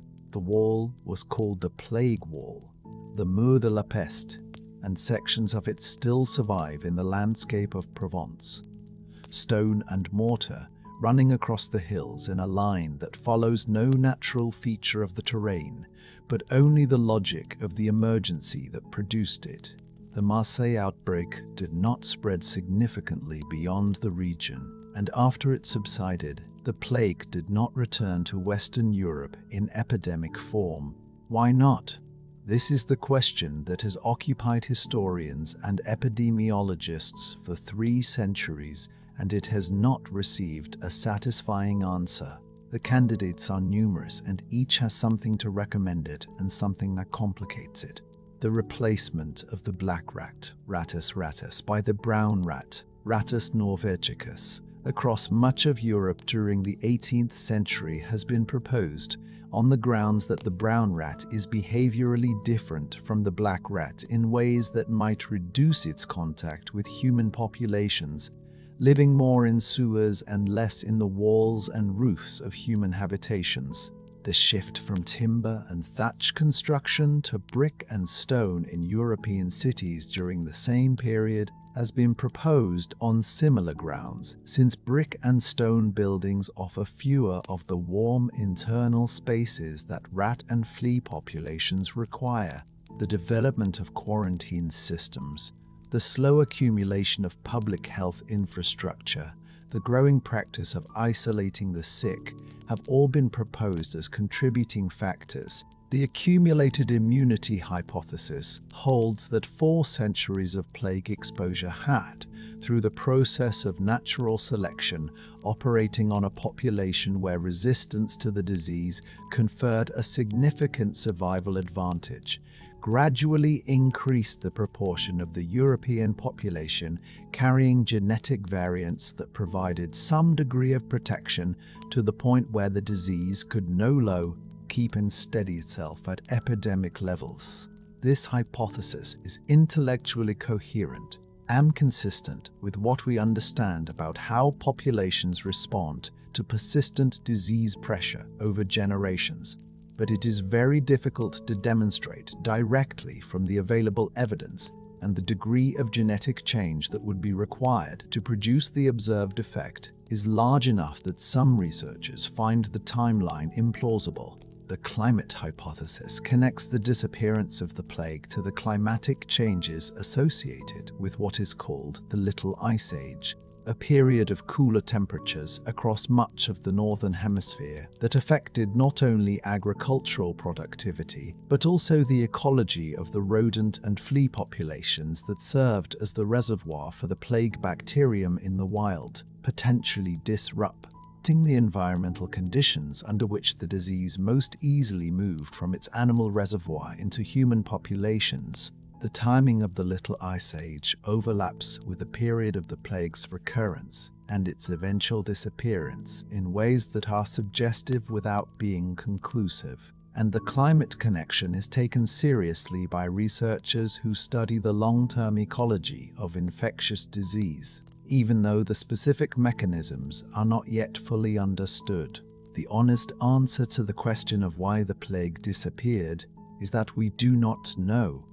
We have candidates, each with some supporting evidence and none with conclusive evidence, and the most likely answer is that the disappearance resulted from some combination of several of these factors operating together in ways that the available evidence cannot disentangle. What we can say is that the disappearance was not the result of a deliberate human intervention based on a correct understanding of the disease, because that correct understanding did not exist until the bacterium was identified in 1894, by which time the plague had already been gone from Western Europe for nearly 2 centuries. Whatever ended the plague ended it before anyone knew what the plague was, which means that the ending was either accidental or environmental, or the result of processes operating at a biological level that the people living through them were entirely unaware of. The disappearance of the plague is, in some ways, the strangest part of the whole story, because it did not end the way catastrophes are supposed to end, with a cure or a defeat, or a clear turning point, but with a kind of trailing away, a series of outbreaks, each slightly smaller than the last, until one day the thing that had stalked Europe for 4 centuries was simply somewhere else. The trailing away is behind us now. Or rather, the questions are around us, not resolved but held. The way the night holds things without needing to define them. The way darkness is not the absence of what was there in the light, but simply a different quality of presence. We have sat with what is known and what is contested and what remains genuinely open, and we have tried to hold all of it with equal honesty, without the false comfort of conclusions that the evidence does not support. It is time now to let the weight of the story settle, to stop moving through it and simply feel what it means to have been inside it for this long, and to return to the place where we began, to the quiet ground and the worn stone and the particular stillness of a landscape that has been carrying its history for nearly 700 years. There is a question that precedes all the others, the question of where the plague came from, and it is a question that has been answered with increasing confidence in some of its dimensions and with increasing complexity in others. For most of the centuries since the Black Death, the standard account placed the origin of the 14th century outbreak somewhere in Central Asia, carried westward along the Mongol trade routes by infected fleas riding on infected rats transported in the cargo of merchant caravans. This account had the virtue of being consistent with what was known about the biology of the disease and the geography of the trade networks, and it was supported by the historical record of outbreaks in Central Asian cities in the years immediately before the plague appeared in the Black Sea ports from which it reached Sicily. The general outline of this account is probably correct, but the specific details are considerably murkier than the confident versions of it suggest.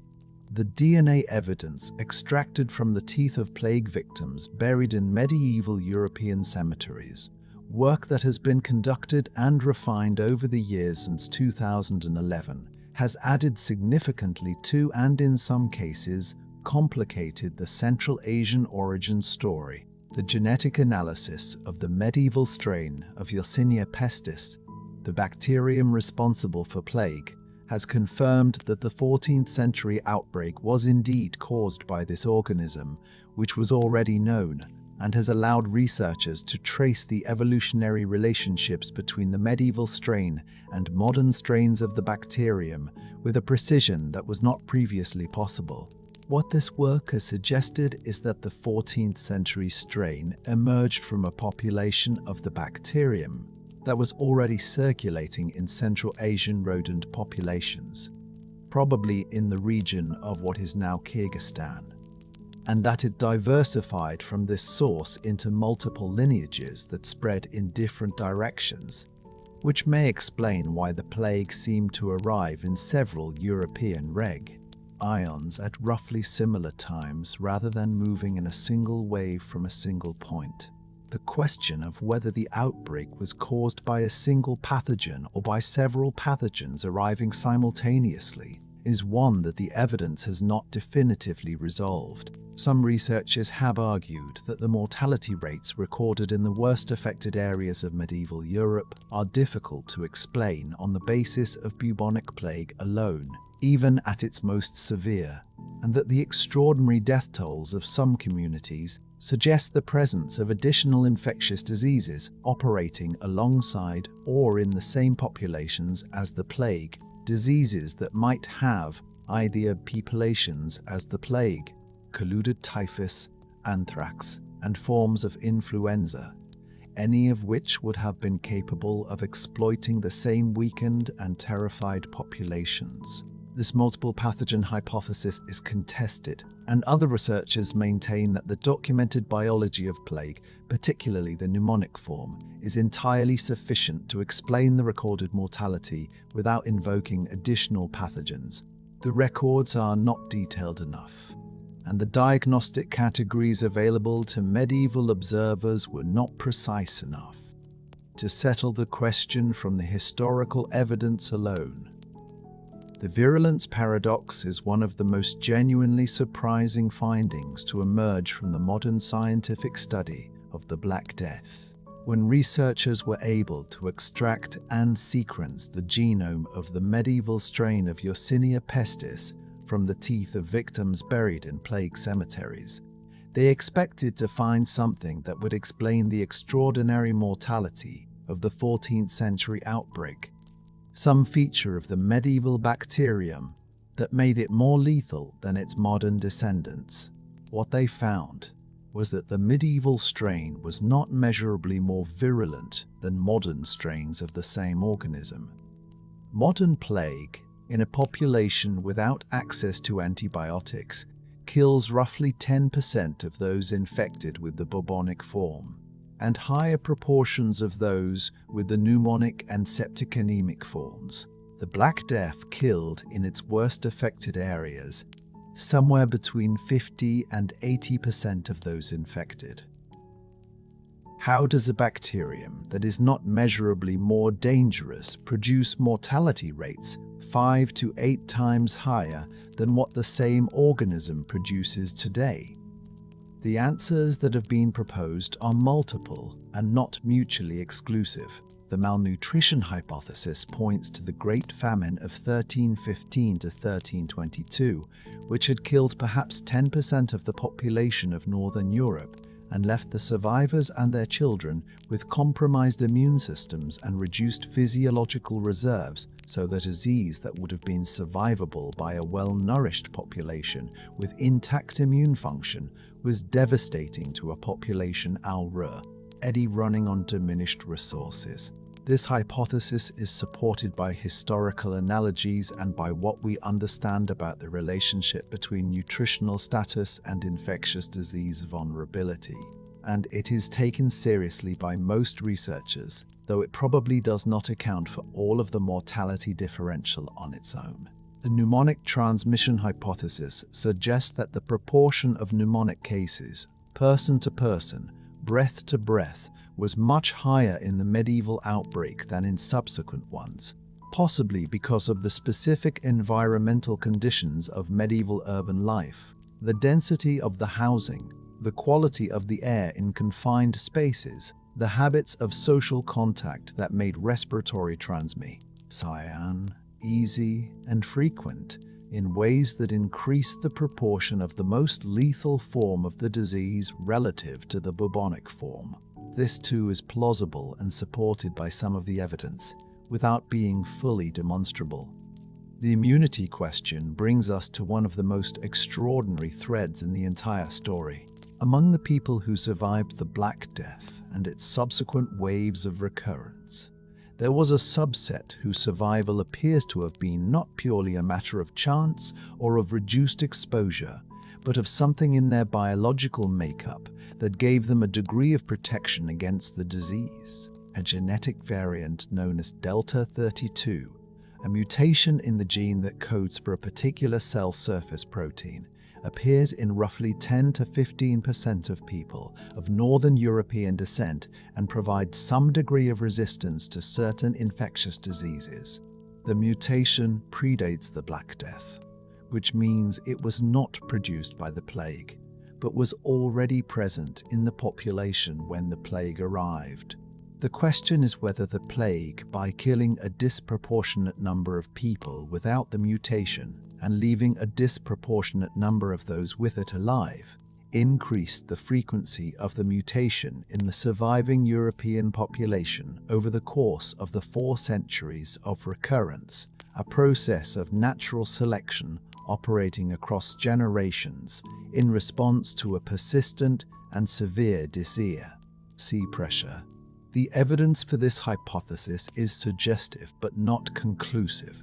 The frequency of the Delta 32 mutation in Northern European populations is higher than would be expected if the mutation had been evolving under neutral conditions, which suggests that something has been selecting for it.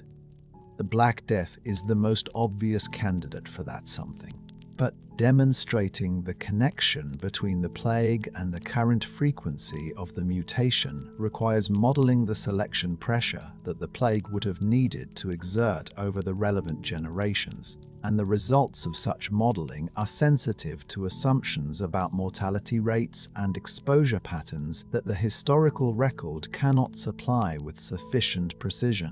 The story of the village of Iam in Derbyshire, England, during the Great Plague of London in 1665 is one of the most remarkable episodes in the entire history of the plague, and it bears directly on the immunity question. When the plague arrived in Iam, carried in a parcel of cloth from London, the village made the decision, under the leadership of its rector, to quarantine itself voluntarily, to prevent the plague from spreading to the surrounding communities by committing to remain within their village boundaries until the outbreak had run its course.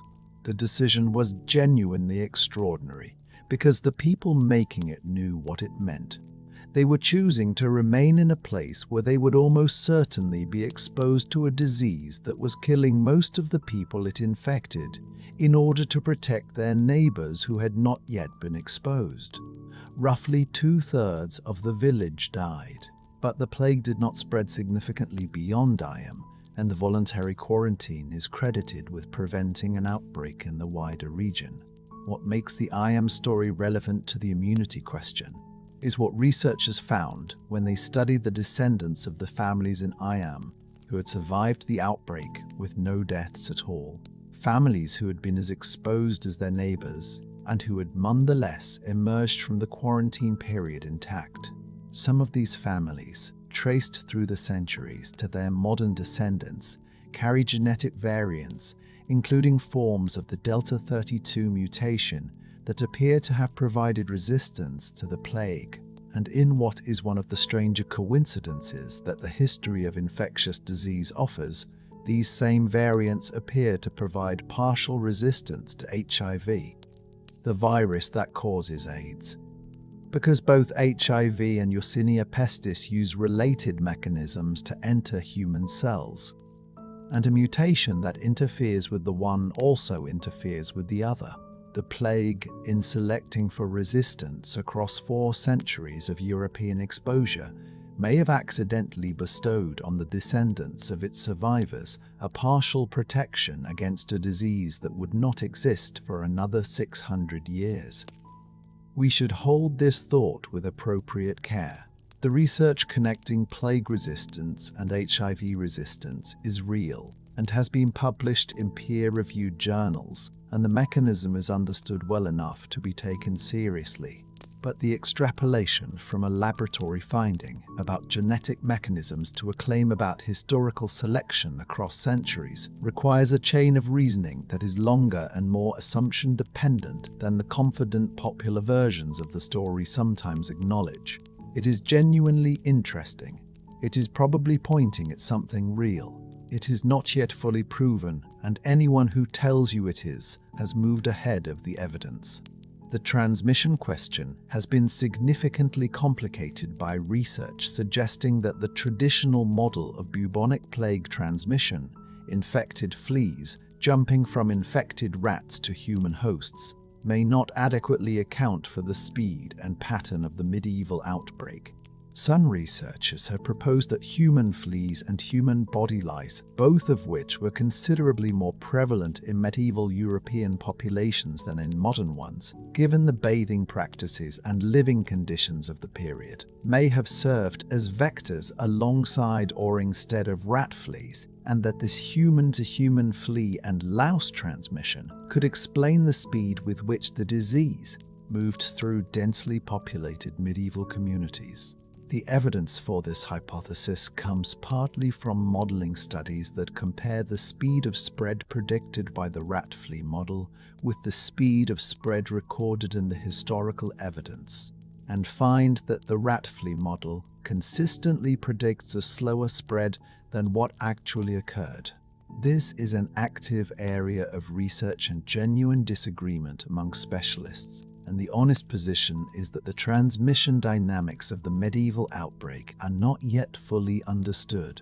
The accusation that Jewish communities deliberately poisoned wells to cause the plague deserves to be named clearly for what it was and is: a fabrication, rooted not in any evidence but in pre-existing prejudice, and used to justify violence against communities that were themselves dying of the same disease they were accused of deliberately spreading. There is no evidentiary basis for this claim. There never was, and the Pope who issued his bull in 1348 saying so was correct. But the existence of the accusation as a historical phenomenon is itself worth understanding, because the question of why this particular lie attached itself to this particular catastrophe tells us something important about how prejudice functions in societies where certain communities have already been designated as outside the protections available to everyone else. The well poisoning accusation did not emerge from the plague.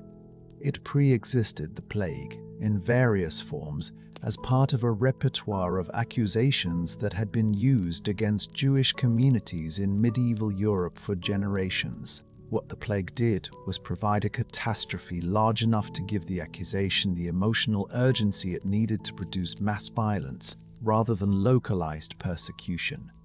Understanding this does not make the violence more understandable in any sense that diminishes its horror. It makes it more understandable in the sense that it reveals the mechanism, and understanding the mechanism is how we recognize when similar mechanisms are operating in different contexts. The Black Death does not have a tidy ending, and it does not have a tidy explanation. And perhaps the most honest thing we can say, standing at this distance from the years of the dying, is that the questions it left behind are not gaps waiting to be filled, but are themselves a kind of knowledge, an understanding that some of the largest things that have ever happened to human beings have not yet given up all of what they know. There is a village in England, one of the ones that almost did not survive. One of the ones where the grass grew back over the foundations and the church stood for a generation with no congregation to fill it.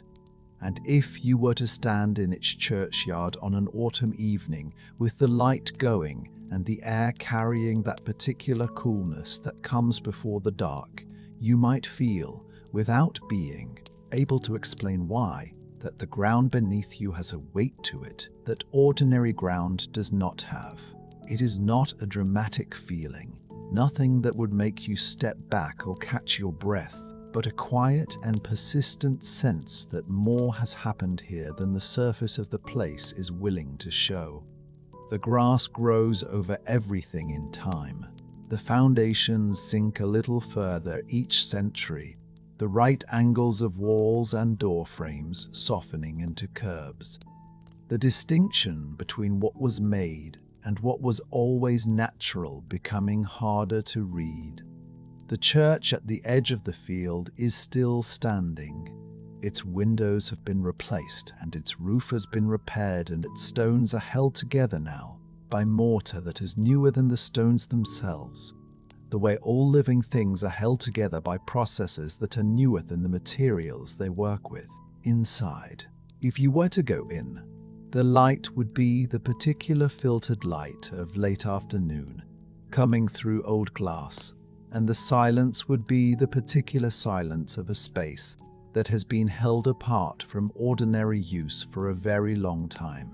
The people who filled this church before the dying are not imaginable individually. There are too many of them and too little remains of their specificity. The particular weight of a hand on a pew, the particular sound of a voice saying words that everyone in the building already knew.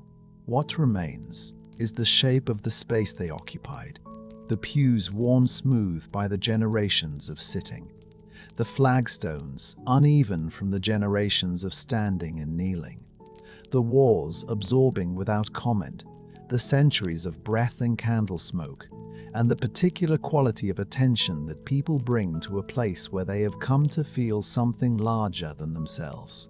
Outside, the light is almost gone. The field beyond the churchyard wall is the colour of old pewter, the kind of colour that has no name in ordinary language because it is not quite any of the colours that have names, not grey and not green and not the blue that the sky becomes just before the dark arrives, but something in between all of them, something that belongs only to this particular hour in this particular kind of landscape. The hills in the distance are the same hills they have always been.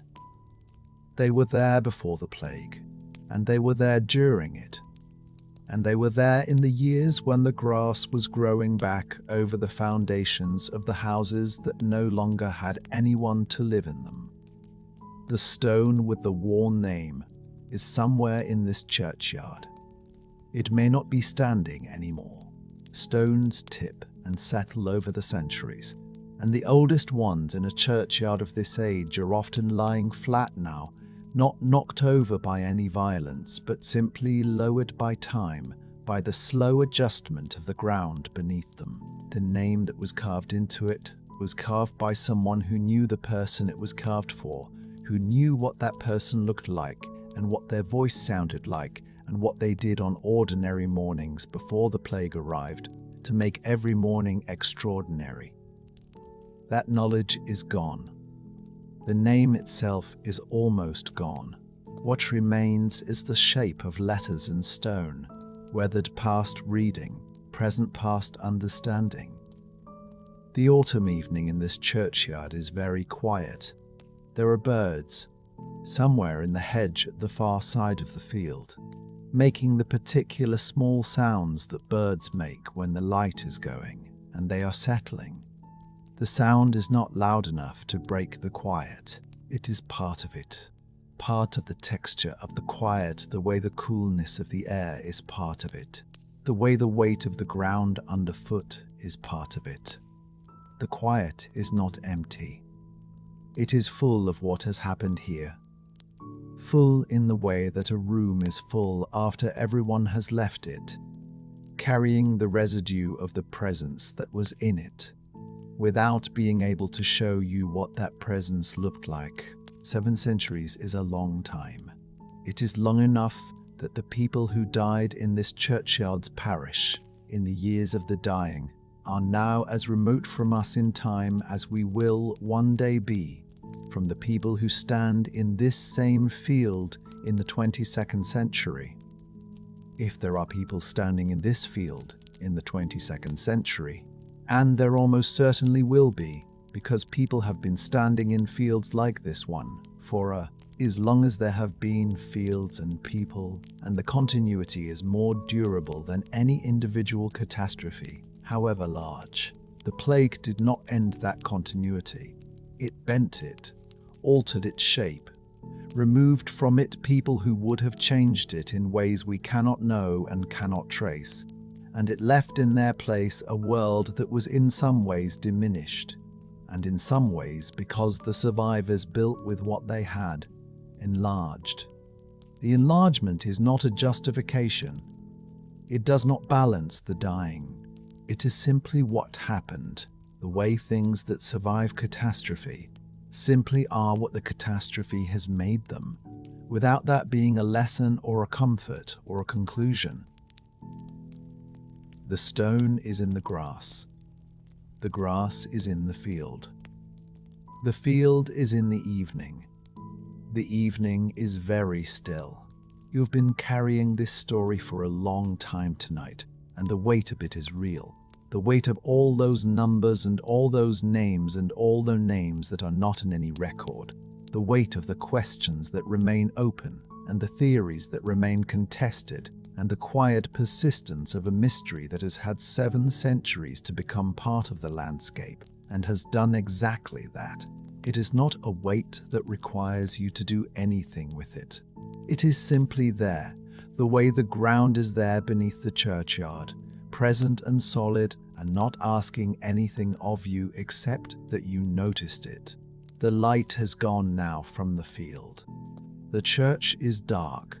The stone is in the grass, carrying a name that was once a person, and the person was once alive, and the aliveness was as real as yours is now, lying in the dark, breathing, present, here.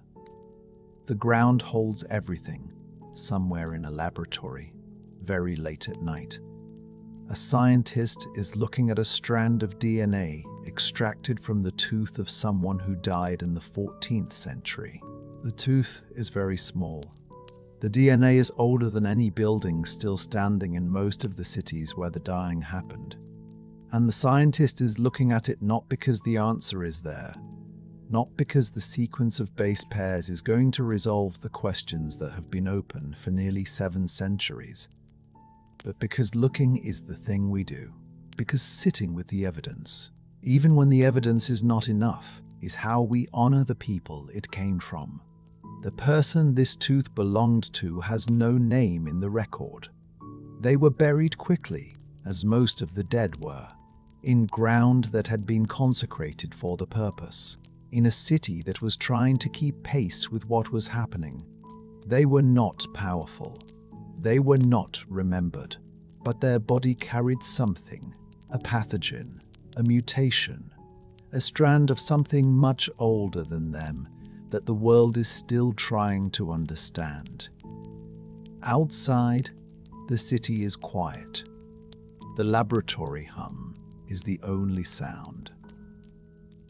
The scientist saves the file and reaches for their coffee, gone cold, and looks at the tooth one more time before turning off the light. The tooth has been in the dark before it turned off the light. It knows how to wait. Thank you for spending this evening here, in this long and quiet and unresolved story. If the channel has been good company tonight, please consider subscribing. It helps more than you might imagine, and it means these stories can keep being told. Next time, we will go somewhere equally vast and equally strange, another world that left more questions than answers. Sleep well.